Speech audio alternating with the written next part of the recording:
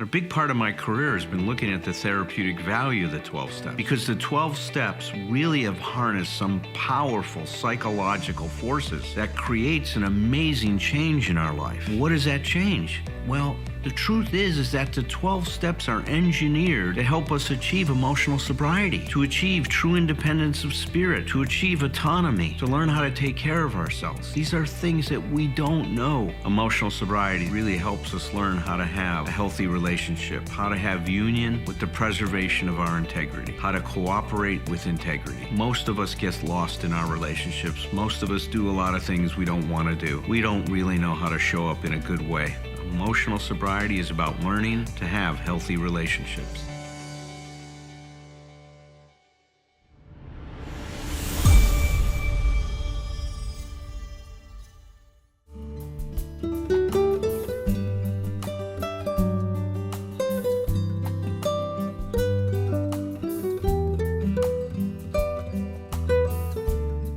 Well, you guys are in for a treat tonight because I got to preview what Thom Rutledge is going to do tonight.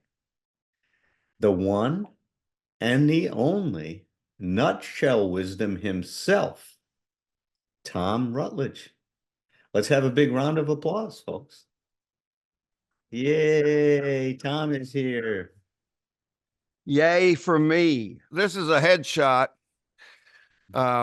This is a headshot before Alan and I were differentiated.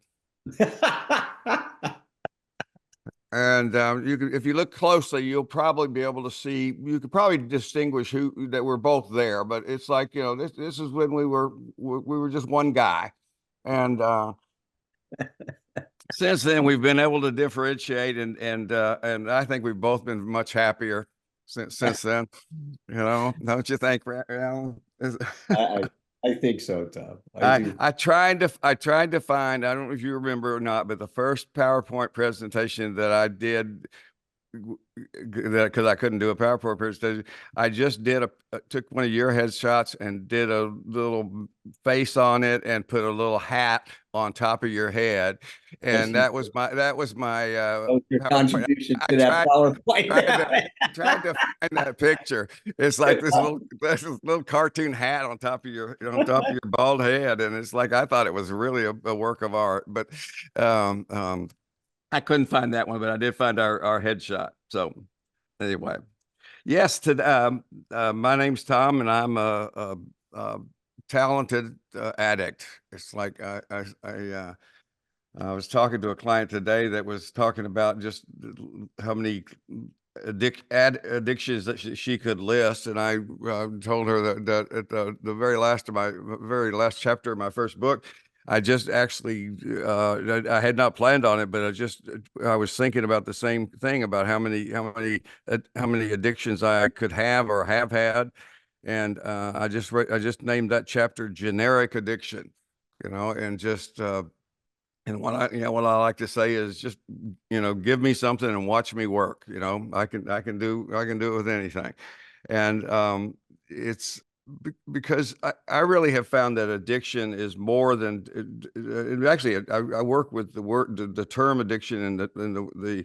concept of addiction more as a metaphor for treatment than a particular diagnosis. I tend to think that addiction is a synonym for the human condition. You know, I think it's all at various levels along the continuums that we have about our levels of attachment to things, and the things that some things are more toxic to us to be dependent upon than others, but we are you know, in some ways wholly addicted to lots of things. So we need to be able to sort through those things, and by doing that, we can get to the place where we're to our subject tonight, which is we're living life on life's terms. I'll start with Alan's book on page 175. Just very simple piece here. He writes, physical sobriety began with an admission that our lives had become unmanageable, and this admission opened up a new future for us. In the same way, accepting that we need to live life on life's terms opens the door to emotional sobriety. I like the idea that you put it in there, Alan, is it's another first step. It's another first step. And I always like to point out about the first step that there's two parts of the first step. One part is what I think of as permanent, and the other is changeable. And the first part is permanent, which is whatever I'm powerless over. I'm powerless over, the truth is we say powerless over alcohol. I'm powerless over my alcoholism. I'm powerless over my addiction. And as long as I insist that I'm not powerless, or like many of us have done, like I did certainly for a long time, is I'm not completely powerless, which if you think about it, it really sounds stupid. I'm not, how can you be partially powerless? But, and I actually had a client one time in one of my alcohol and drug groups who it was a fun night in group because he explained to everybody in the group how he had finally figured out, and I can't remember how he did the figuring, but he had come up with the answer that he was powerless after his third drink. And so, and I mean, he got that far, and I think that was one of the better interventions in my history of working with alcoholism, because really pretty much everybody in the group just fell out of their chairs laughing. And he didn't know exactly what they were laughing about, but I didn't do much that night. I just let them explain it to him. But what I didn't say that night, and I've thought about since then, is, I didn't do it that silly a way, but I did it, and I think all of us do that. We're trying to bargain, and we're trying to, trying to do less than fully acknowledge our powerlessness. And with what Alan's written here, it means we don't fully get access to that door to move into there, because through the door to recovery, through the door to emotional sobriety, that's where we can change the second part of the first step, which is that our lives have become unmanageable.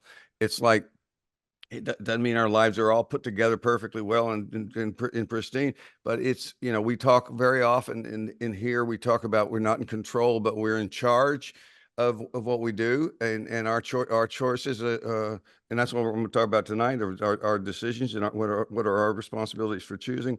But the idea, not in control, but in charge, puts us in a place where we can, in fact, and we do, in fact, learn how to manage our lives, and we get better and better at it.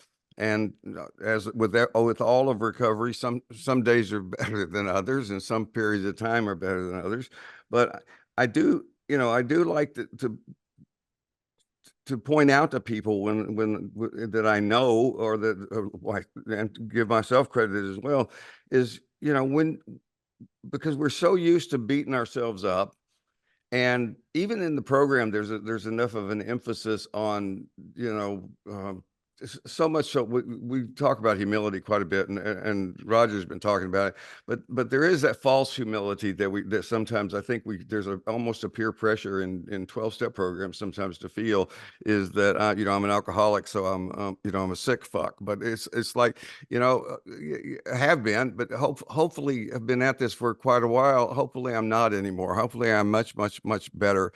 And so I want to be able to acknowledge that I am in charge of my life. I am taking responsibility for my life, and I've been doing it for a long time, and it really works. Not perfectly. As a matter of fact, the moment I start thinking about being perfect, it's going to stop working, because that expectation, we talk about Bill Wilson saying, what are unrealistic expectations? Perfection, putting everything together, having it all just right. Absolutely an unrealistic expectation across the board. But I do think I do like the idea that we take a first step moving into emotional sobriety. It's I actually made notes tonight. I'm so proud of myself. I want you guys to be proud of me too. I actually typed these up. So it's a new experience for me. But I just started with a couple. Well, one line I wrote at the very beginning. I just said, listen I'm talking about our intrapersonal process, our intrapersonal relationships, our relationships with the various parts of ourselves inside that inner committee. Listen past the saboteurs, which I define in one way as the beliefs that we didn't choose. You know, because I'm going to talk about beliefs that we do choose in a minute. But the saboteurs in our head are those negative voices, those voices that have belief systems about the world or about ourselves that basically were just handed to us.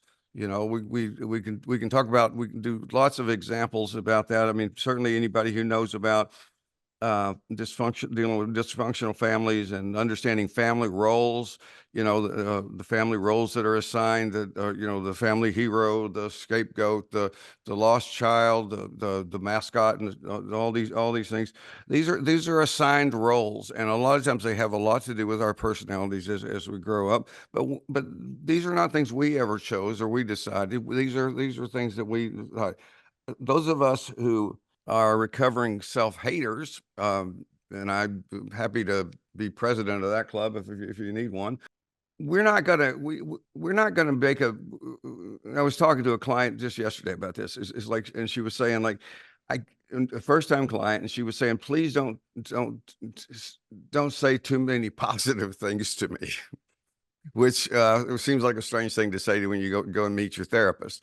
But I understood it, and I checked it out to be sure I was understanding it correctly. And she had the experience with people with the best of intentions, and I don't know if they were a therapist or not, but it's like the best of intentions, just coming in and being really cheerful and upbeat and positive about her, and wanting to tell her all kinds of positive things about herself, and you know, and the focus being on self-love. And what I told her, just this is my experience. I think there are plenty of people that I know personally that I've seen from afar that do very well with you know, lessons, books, speakers, whatever, that talk about just just love the shit out of yourself. You just really love yourself. You know, what I always say about those people is the people who really teach that in a more extreme fashion, my guess is that they've never hated themselves, because those of us who have hated ourselves, it's like we know it's just that's too much to ask of us. It's like it's not realistic. I heard a guy, and I need to find out who it is, because it was just an interview on YouTube recently. Um, and he said this thing that I've been quoting, I've been using for a few weeks now, and I haven't been able to go back and find him again. But he asked the question, what do you think? Do you think it's more important to increase our positive thoughts or to decrease our negative thoughts? And the answer is decrease our negative thoughts. And I'm given that a lot of thought since we've had that. It's like, and I think I kind of put it in that category I'm talking about now, because I think a lot of times, and again, I'm gonna speak from the point of view where my point of origin, which is really self-criticism would have been was a completely understated thing. It was self-condemnation, at the very least, and where I come from with that, it's sometimes when you're really trying to increase somebody's positive thinking and making it positive, it's not gonna feel realistic. It's not gonna feel credible, and sometimes it's just not realistic. I mean, it basically, in all fairness, I learned a long time ago that a good affirmation. A friend of mine used to say this: a good affirmation always begins as a lie. You know, like so for instance, if I want to get in shape, and so I'm going to start in a physical fitness regimen, I start with the affirmation, I am in tip-top shape. I am strong and resilient and all this stuff. And at the beginning of that process, I'm not. And the whole point is I'm not. So, I mean, that may be a way that we sometimes use that. But in other ways, I think, I like to go back to what this fellow was saying about decreasing the negative thoughts, because I believe decreasing our negative thoughts and And I believe this is a part of the practice that we really have to get to in order to get to this living life on life's terms is by decreasing the negative thoughts, we really just return to reality, is what I think. So it's like, now I'm going to give you a really silly example, because this is an example that I've recently used and for a very simple thing, but it's been a very important thing for me. And so it's become you know, I wish I'd had a flashier example, but this is what it was. It's like many of you know that I've recently finished treatment for throat cancer, and and I'm doing great, and cancer's in remission and all that good stuff. But the side effects of the radiation and the chemo have a lot to do with my throat and the ability to swallow, eat, have saliva, have taste buds, things like that. So for a good amount of time, I had a feeding tube for a good amount of time. I basically was supplemented almost entirely. My nutrition came through supplements like Boost and those things. I hate it. I hate that stuff. So now when I was doing the feeding tube, that's not a problem, because you just pour it in the damn feeding tube. But I wanted to get rid of the feeding tube, so I started to take it back again, take it in by mouth. I hated it. And now here's my example about, and this is how our brain works. And this is from here, I'm actually going to talk about what a very practical thing that I believe all of us can do. And I'm going to give you a particular way of thinking about changing how we think.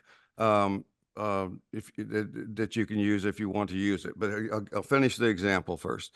Is what I realized is that originally, when I was drinking the Boost, I got to the place. The reason I got a feeding tube at one point is because I got to the place where I would drink the Boost, but I would throw it back up because I hated it so much, and so I couldn't keep it down. I realized on the other side of this, I'm taking this stuff in by mouth again. I'm doing this, and as I drink it, I'm cringing. As I drink it, I'm, just thinking how horrible it is. And when I finish drinking it, I use I use my alcoholic skills, because I can chug it, so I could get it in there as quick as possible. That helps a little bit. So, but what I would do is I would cringe, I would hate it, I would be running just horrible negative thoughts about this stuff through my head. And then the moment I finished, there was I said, clockwork. I said, yuck. Okay. Now, this may seem like no big deal, but I realized at one point, if I, this is my little self-talk, my little tough-loving parent inside of me said, Tom, you keep doing that, and you're going to take yourself right back to the place where this stuff's going to make you sick again. You're not going to be able to keep this stuff down. And so I was thinking specifically about what this fellow said online about less negative thoughts, and I said, okay, how can I apply that? And here's how I applied it. It's like, I thought, okay, everything about it that I have as negative is opinion. It's just my experience, just my opinion. It's not factual. I mean, you can say it's factually my opinion is there, but I'm laying my opinion on top of the reality here. So what I changed, I said, let's get this down to reality. What I do, and I do this to this very day, and I'm doing better and better with it. When I'm eating more, but I still take the supplement to be sure I have enough calories. And when I pour the Boost into a glass, I say out loud, I don't care where I am, I say it out loud, this is chocolate milk and medicine.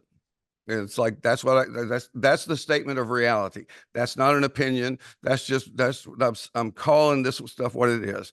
And then I'm going through the process of ingesting it. And when I finish ingesting it, I immediately say, good. I don't say that was good. I don't say that was tasty. I don't say anything that is not true for me. I just say the word good, because it's good that I'm doing that. It's like, you can think about whatever it is. And so that's the practice. That's as simple as that. I'm going to chocolate milk and medicine and good, and that's it. And stop. And I also said I got to stop cringing while I do this. often, Ellen and I used to teach this in one of our point of intervention workshop. When you're learning new things, you move through. This isn't original to me, but there's 4 stages of learning. One is that you begin with unconscious incompetence, which means you don't know how to do something, and you don't know how to do it. Okay, that's before I ever thought about any of this stuff with what was happening with me with my drinking of this booze. As an alcoholic, as an addict, it's when I was still naive enough to think drinking was a good idea. You know, I mean, if you think about it, it's like people sometimes will ask me, do you ever miss drinking? Do you ever want to drink? Yeah, and I'm to be honest, I go like, well, yeah, I've thought about it, but the problem with that is that I no longer have that unconscious incompetence. It's like basically the lights of awareness have ruined it for me. You know, heard a guy one time say AA can't stop anybody from drinking, but we can sure take the fun out of it. That's what awareness does. That's what, if you've been in therapy, that's what awareness does. You shine the lights on things, and you look at this stuff, and you can turn the lights back out, and you can try to ignore them and stuff like that. But it's hard. Once you've seen this stuff, it's really hard to forget it entirely. And so, so you're unconsciously incompetent, but now I know I got a problem with alcohol, or now I know I've got a problem with drinking this booze, whatever it is. The next so with that awareness, the next stage of learning is conscious incompetence, which is a really hard one that a lot of us stop right there because we treat ourselves like we're fragile when it comes to our self-image. It's like, oh, I don't want to be aware of something that I don't know how to do. I don't want to. This was me for sure. I never wanted to try something that I wasn't already good at. And so the idea, but in terms of learning something, you better be ready to spend some time being really not good at something at all. And that's because that's how you're going to learn. So you're going to have that awareness, so you can move to the third stage of that, which is conscious competence.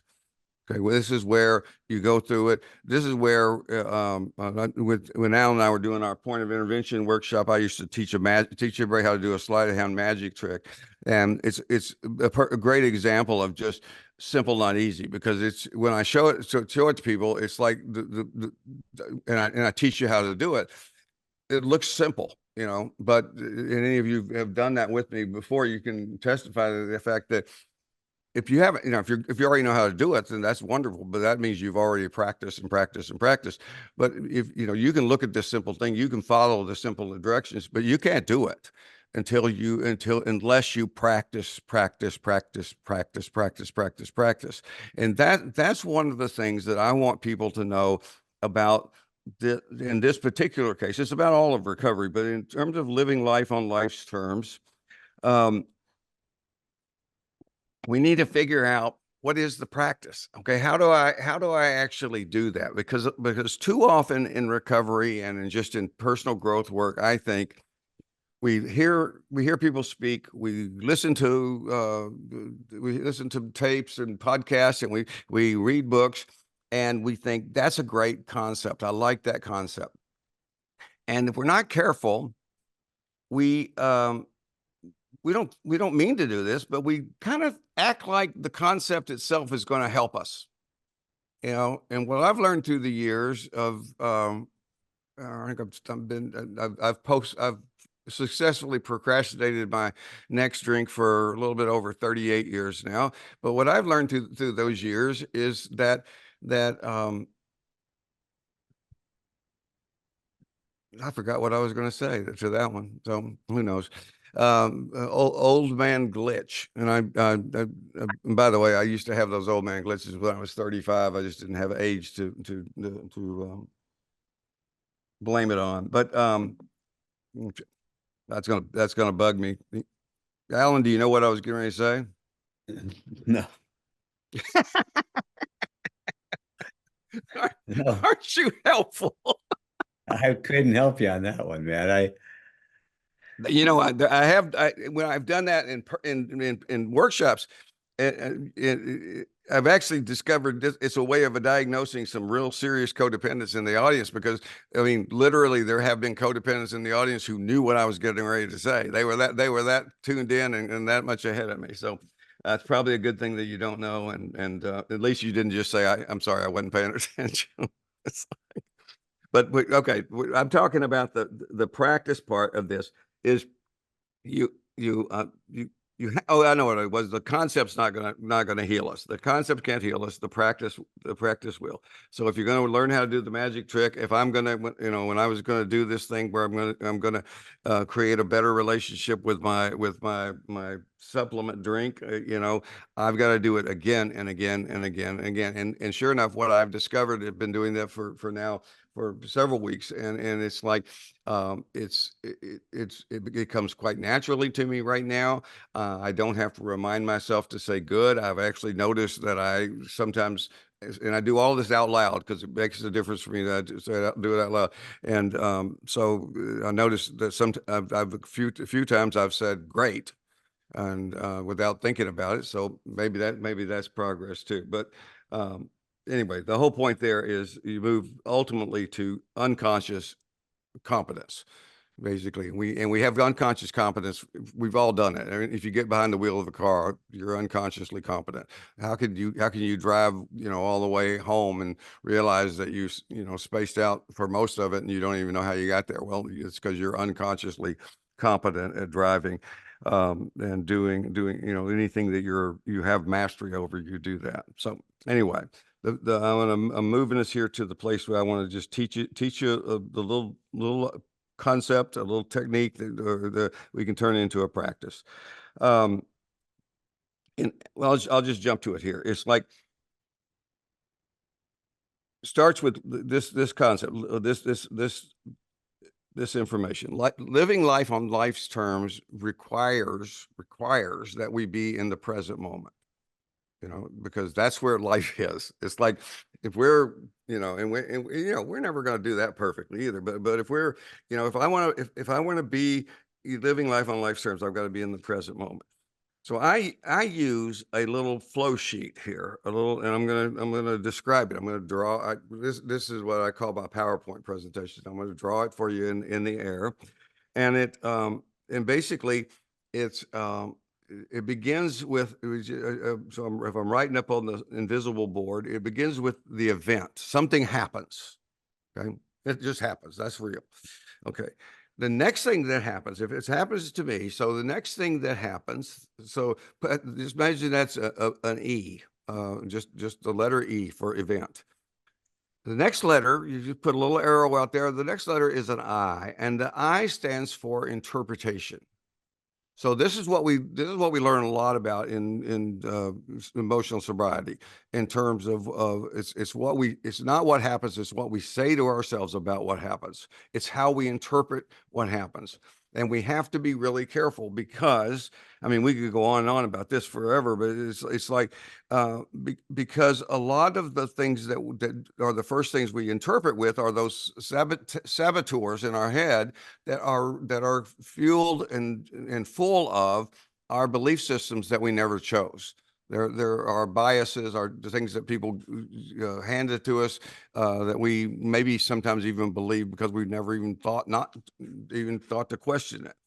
But we need to understand that in order to get to the third part of this little picture, there's an E for event, there's an I for interpretation, and then another arrow, and then there is another E, and it's for emotion.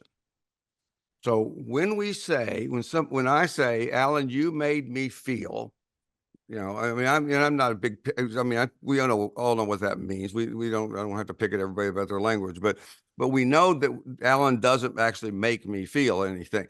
It's like something Alan said or something Alan did in my direction or in my presence is interpreted by me in a way that I have a feeling. I can be happy. I can be sad. I can be upset. I can be pissed off, whatever it is. But it doesn't happen. The event itself does not do it. It's like it has to go through my mind, my brain, and it has to have an interpretation to get to there. So we have E, arrow, I, E for emotion. And then we come to, we do another little arrow, and we have another I, and the I is for the same thing. It's for interpretation. It's like, because now what happens inside of us is we have we have a history of ourselves. We have an interpretation about the feeling. We have different relationships with different feelings. A lot of times there's always some people who are more comfortable with certain feelings. I tend to talk about people having certain feelings that are like just more natural and go-to feelings, sort of like being right-handed or left-handed. So that I know I have a friend who she has said, she has said that she is more comfortable. And this doesn't mean she likes it, but she's more comfortable with fear, fear. And then secondary, she would say shame.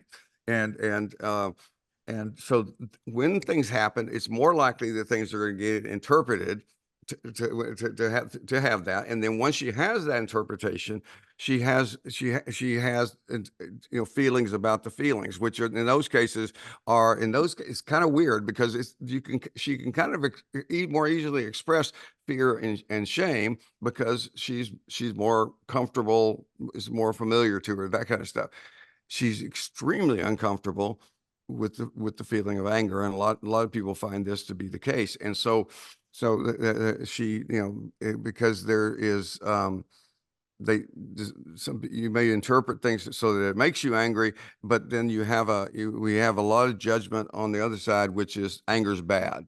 Anger's, you shouldn't do that. That's violent. That's, it's a lot of connotations that really don't apply. They're not a part of anger. They just happen to be a part of what we associate with anger. Anger is not in and of itself violent. It's simply a feeling that tells us something ain't right. If you step on my toe while we're taking a walk, and I say, could you move over a little bit? And that's fine. And then you do it a second time, and I say, please move over. That little feeling there is anger. It's just a little anger. It's like, so we use words like frustration or irritation or whatever, but it's the same energy. And if you keep stepping on my toe the whole time we're taking the walk, eventually I say, move over, and so you go, well, I'm mad. Well, yeah, I'm kind of getting mad because you keep, I have this boundary, you keep stepping on my toe. So what happens when we're taking care of ourselves and we're healthy is that anger is going to match the circumstance. Now here's what happens with people who basically end up with anger in our little flow, and they and they basically reject anger. Oh, it's bad to have anger, so I'm going to ignore it, or I'm going to deny that I have it. Which is the irony of this, is the feeling that you're most uncomfortable with is the feeling you store up the most. So basically you become emotionally constipated with anger, and that's if you're somebody who finds that basically you're quick to anger and you're uncomfortable with that, it's probably because you're really not very good at expressing anger. It's like you need, because you're not doing it on a regular basis when things are happening. You're building it up. So anyway, this is just an example of the fact that I want you to see that there's interpretation on both sides of the emotion in this little flow sheet. The event's going to happen. Interpretation of the event is going to create the emotion, and then the interpretation of the emotion is going to influence the next piece, which is a little arrow, is going to be another E. I love E's. Expression. It's going to be whether you express it and how you express it, if you do. Okay. And what that's going to do is that's going to bring you to an outcome. And so you have the E to the I to the E. Oh, what it is E-I-E-I-O. How about that? Old MacDonald had a farm. All right, I'm easily distracted and easily entertained. All right, but that's what it is, and Here's the point. Here's the point that I want to make, and I'm not sure I've lined this up in just the right way, but do it. But what I want people to know, just like practicing anything, whether it be me changing my relationship with my boost, or whether that be somebody learning a magic trick, or that be if somebody, I don't play a musical instrument, but if you were teaching me how to play the ukulele, the learning would be the same.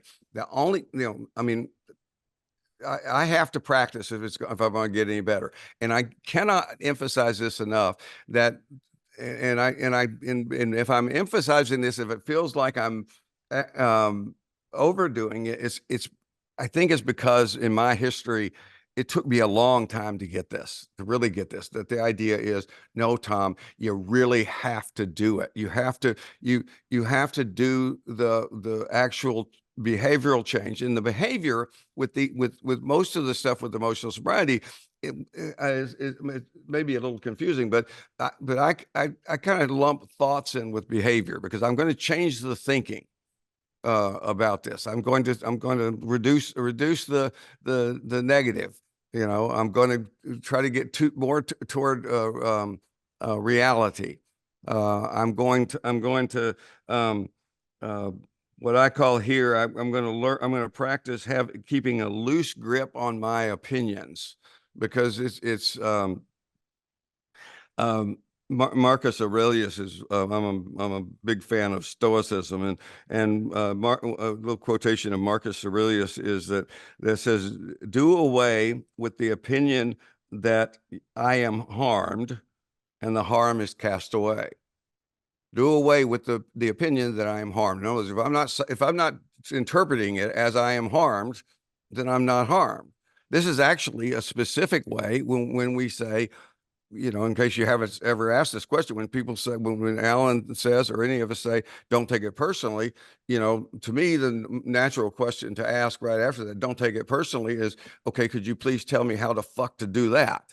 And we have to be able to operationalize it. And this is one of the ways, is to realize it's my interpretation that is telling me that I'm being harmed here. I mean, this may be a oversimplified example, but a chosen belief system of mine is that I am here to learn. A chosen belief, not a belief I need anybody else to have. A chosen belief I have is that coming into the human experience is about learning. So if in fact I'm using that to interpret things more, if something upsets me and my interpretation, my eye in that flow is, wow, this is challenging and very difficult, and there must be something important here for me to learn, I'm not experiencing myself as being harmed. I'm experiencing myself as being challenged. And that's, as opposed to, and I don't think we mean to do this, but otherwise we're kind of easily offended when it's like Alan talks about it at the first of every one of these meetings, when things don't go our way, we actually, I think we do actually get offended by that. And it's like, and it's like, I don't think there's anything that anybody ever told us about how, what do they say? Like, oh, this isn't fair. And people will respond almost immediately, well, life's not fair. It's like, I don't know if it is or not, but I know if I insist on it being fair right now and I don't feel that, then basically I need to find another way to think about this. And if I can think, I need to think about it, and I need to basically think about it using the serenity prayer.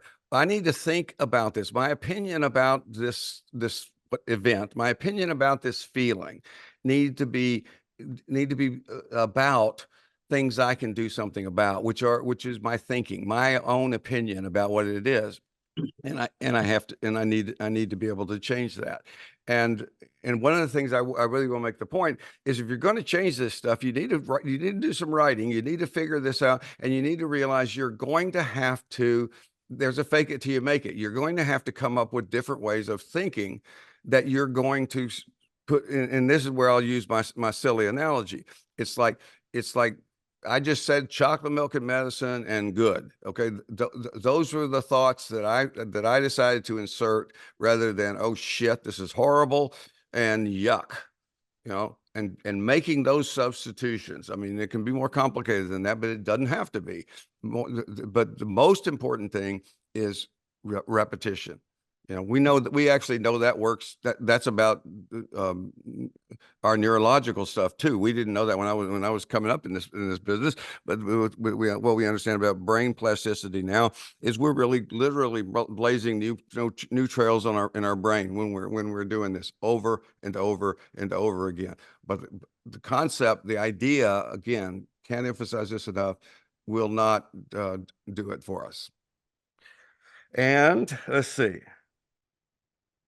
Last thing I want to say is I want to add to this. Don't take it personally unless to do so would be helpful. Because sometimes people say shit to us that we should listen to and that might have some good information for me. I've had that happen to me recently, and I've thought about that thing. I think I need to add that. Don't take it personally unless that would be good for me.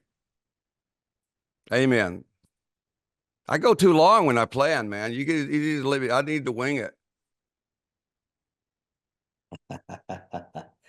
You and Roger, you're following Roger's footsteps. What can we tell you? Roger had stuff for the rest of the year he was going to do on that, what he kept writing. I know. Roger's saying everything, he's muted right now. We can't hear a word he's saying. I just want to add that Roger gave me his notes from the past 2 workshops. It's 16 pages long. And it took me. Do you have a publisher? It took me way more time than I intended to put that. I mean, most of it was written out ahead of time. As you know, I often read what I've written, but yeah, it's really, really long. Really Tom's was long. like 8 bullet points and scribbles. Yeah. Okay. Thank you, Tom. I really didn't realize how long I was going. I do apologize for that. It was It's wonderful. quite all right. I need to apologize. No need to apologize. Thank you. Just one thought. I just want to add to what you're saying, that we think about the first step toward humility is beginning to develop awareness of all the ways that we're not humble, right? The ways our arrogance, or our grandiosity, or our need to inflate or deflate ourselves, either one shows up in our lives. And as we become more aware, as that moves from unconsciousness to consciousness, then we can begin to look at addressing those behaviors. And it's the same with this. How do we learn about, become aware of those areas where I'm not living life on life's terms? It's the areas that I continue to have trouble with, right? It's the areas of life, relationships or finances or work or health or whatever it is. It's the areas of life that aren't going well for me, right? For more than a day, for more than a week, over a period of years, even decades. And a good question to ask ourselves is, okay, what part of this piece of my life, this area of my life, am I not accepting? Am I fighting against? And that to me, that awareness is the first step toward beginning to look at this. I love what you said about the beliefs we form as kids. So many of them are false. So many of them are about the limitations our parents learned in their lives and others learned, and our teachers learned in their lives. And as Nathaniel Branden said, self-concept tends to be destiny for us. We tend to fulfill and live according to our image of ourselves. And if we don't challenge that, and if we don't start to question it, we're just going to continue to fulfill those roles that we believed we needed to fulfill as kids. So that's all I want to say. Alan, do you have a couple of thoughts before we finish? Well, just the one thought I would highlight is Tom's emphasis on, if you change the language that you're using to, as you so, I think, aptly did with Take and Boost. I mean, eventually you might even taste wonderful for you. That power. Anything, well, it's yeah, anything can be possible. It's just, it's amazing. Well, it's a powerful. I went to Tony Robbins' workshop where they do the firewalk.